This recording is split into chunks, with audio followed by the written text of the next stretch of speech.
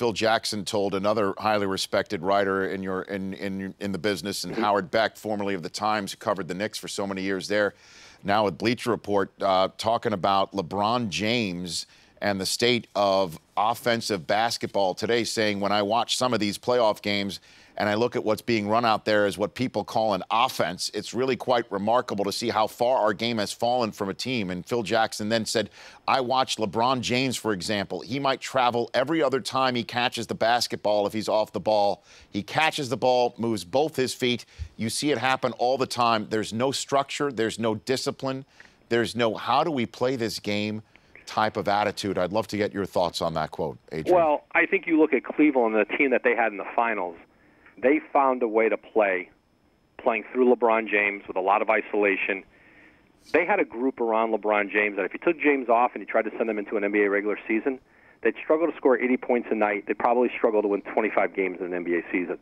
So the idea that you were going to get great ball movement and you were going to play through in an NBA final against a very loaded, talented Golden State team, who, by the way, move the ball, who people have, they're a delight for people to watch.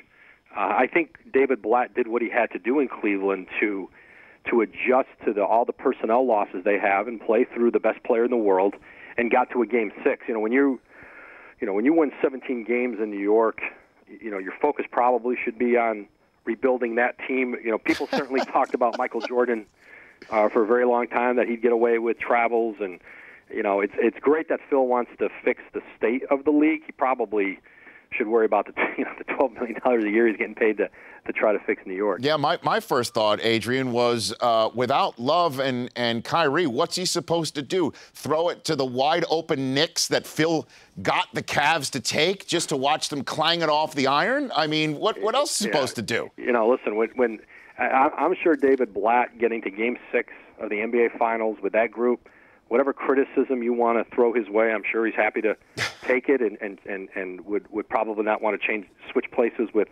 anybody else out there. But Phil's always had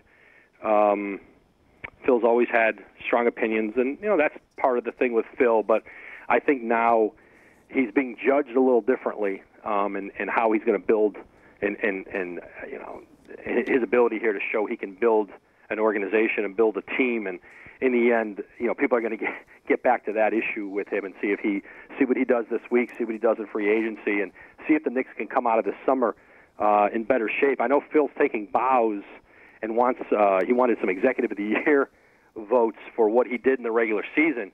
He gave away, Iman Shumpert and J.R. Smith, essentially for a second-round pick. He did a deal with Dallas that he got virtually no value for with Tyson Chandler. He probably had one of the worst years of any executive in the league, and if he's taking bows for that, he might want to re-examine how he's approaching his job. The Rich Eisen Show, weekdays at noon Eastern on Audience.